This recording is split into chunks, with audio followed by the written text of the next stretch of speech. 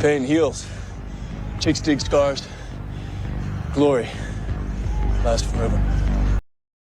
Welcome back to the channel. Thank you so much for being here. Appreciate your support. I hope you're having a fantastic day. Shout out, of course, to the 19. Smash the like button before we get started. We are going to dig into some wild comments by Sue Bird and Megan Rapinoe. Yeah, we're gonna have a little fun with this because this is I'll let you hear it first, and then we'll talk about it. But let's go. They're talking about Caitlin Clark's injury and how some people have spent tons of money, and by the way, some people who were traveling, right, where they're not going down the street or driving 5 miles. You got people who are traveling, driving 4, 6, 8 hours, or taking a plane, getting a hotel, and all that. It's a pretty penny to want to do that sort of thing. So let's take a listen to what Sue Bird and Megan Rapinoe have to say about fans who don't want to shell out all that money when Caitlin Clark isn't playing, and maybe they decide not to go. And apparently, some people have talked about refunds as well. But let's take a listen. It's only about a minute long. So yeah, Caitlin left quad strain, happened in the game. She's now out for, it says 2 weeks. She's missing however many games in those next couple weeks. Some of those games, the one against the Mystics was moved to Baltimore, a larger arena. The one against the Sky moved to the United Center, a larger arena. First of all, WNBA was awesome before Caitlin got here, and it's been awesome for a really long time. They're probably going to go, and yes, they might be a little disappointed that they don't see Caitlin play, but they're probably going to go and like get an amazing game and then be like, oh wow, this is awesome. I love the WNBA. The only thing that really Hey, before we go into Sue, I got to talk about that. Let me tell you something, Megan. That right there not only did nothing to get anyone to change their minds who doesn't agree with you, but it probably changed the minds of some people that do agree with you because you sound like a pissy, immature, spoiled little 5-year-old with your absolute nonsense there. Absolutely. And by the way, they're not going to go without Caitlin Clark to watch some of these games that I have been seeing and think that the WNBA is awesome. And the WNBA has not been awesome, which is why people haven't watched it. We are hoping that we're seeing that change, and it's going to be slow because we're seeing players that come after Caitlin Clark, even ones that are close, right, that are in college now. I mean, Sonia Citron's playing well. I think people enjoy watching Kiki Ariafin's game as well. So that change is slowly coming, but no, it wasn't always awesome. Anyway, let's listen to what Sue Bird's reaction is. really stood out, to be honest, was there was one quote in one of the front office sports articles. It's unclear whether the teams will provide any compensation for fans who bought tickets to their games. And I was like, what? Grow up. Injuries are a part. Grow up. Grow up, Megan says, after she acted, like I said, very accurately, if you listen to the tone of her voice, a spoiled little brat. She is telling you to grow up if you don't want to spend thousands of dollars to go to a game that it no longer has Caitlin Clark, when that was the reason you were going. Part of it. Again, I get it. It sucks. If you bought a ticket to see somebody and they're hurt, I get it. That is like a big bummer. But no, you would never say that about men's sports. If LeBron was out or Steph Curry or the big names were out for a couple weeks, they would never be like, oh, we're going to reimburse you guys. Sorry about that. Now you're just not taking the WNBA as a business. You're not seeing it as a business. So I'm like, yeah, she's hurt. It sucks.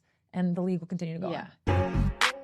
Okay, a couple things to that. And this is why I said some of these, no offense, Sue, maybe you're not, maybe you are intelligent in some way, but they're not seeing it as a business. Sue, it's not a business. It's never been a business. If it was a business, it would be business. It's been a charity for the NBA for almost 30 years. And by the way, you wouldn't see it in men's sports. Yes and no, which I'm going to get to. I'll get to that. You wouldn't see it in men's sports with injuries that people know about, if they're actual injuries, because while people do want to see stars, yes, and I'm going to get into something that's similar here. A lot of people have their team and they love their team and they're going to go watch their team because they got their ticket to see the team. Now, to that point, though, and this isn't exactly the same, but it is very similar in that fans are tired of paying these huge numbers for tickets and going, and the Stars not playing. And so it may not be injuries that they knew about ahead of time, but that's where we get into the whole load management thing. And the reason you're hearing about it all the time is because fans are sick of the load management crap, because they're sick of paying all this money for a ticket and going to a game, and then the Stars are resting. Not because they're hurt, but just because, load management. They played 3 nights ago, so they can't play tonight because they got to play again in 3 nights. So yeah, you actually do see it in men's sports. And the one other,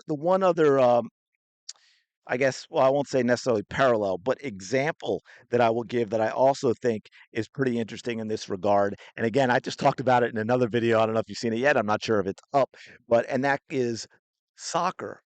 Soccer has had a few players over the years who were, above and beyond, the stars.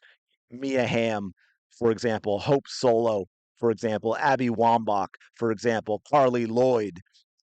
However, the growth in the women's game for soccer, while you had these individual stars that captured the attention, it was more the team just working hard and putting in the work and showing up and getting results and developing a fan base over time, so that when you have, nowadays, whoever it may be, I mean, there's been a number of injuries with the women's team recently. I mean, Sophia Smith has been out. I think she's pregnant now, actually. But Trinity Rodman. You have, I think Mal Swanson. I think is Mal hurt. I think so. And players still show up because it's been a team thing. And if you want to get off of the national team, and I always bring up the national team because that was sort of the foundation of the growth of the women's game in America, was the national team, and then from that they were able to branch off and put a professional league in America, to the point where they actually had, contracts for national team players, contracts that they were, I guess subsidized would be maybe the word, where the U.S. Soccer Federation paid part of the contracts of the national team players for their league play in hopes of growing the league. But anyway, that's not why you're here. I got off track. It's the ADHD thing. But yeah, so this is a little disingenuous. First of all, the way what Megan said was ridiculous. How she said it was even more ridiculous, and not, again, understanding and appreciating what these fans are doing when it comes to Caitlin Clark and what ticket prices are like, especially if they had to it sold out so quickly, and you get all these, these companies and these ticket people that buy up tickets and then resell them, what they pay for a ticket. And then a lot of them are traveling. That's a lot of money to ask someone to shell out when the sole reason they're going right now is Caitlin Clark. Yeah, that is. Now, I'm not saying they should get a refund for a ticket, but I think the way Sue and Megan address this is disingenuous at best, and definitely unhelpful at worst. And I just don't understand why they continue to take this approach. Let me know what you think about what they said, what you think about what I said. Am I off base in this? And again, I'm not saying there should be refunds on the tickets, please. And by the way, did you notice this whole thing where she got one quote in one article? Because I haven't seen anyone ask for a refund. I've seen people who try and sell their tickets, or they just eat the ticket and they don't go because they were going to spend $3,000 in travel expenses. But anyway, let me know your thoughts in the comments below. As always, appreciate you being here. Smash the like button, subscribe to the channel. It is such a simple way for you to support the channel. It means a ton. I really do appreciate it. Go have the day you deserve, and I will talk to you later.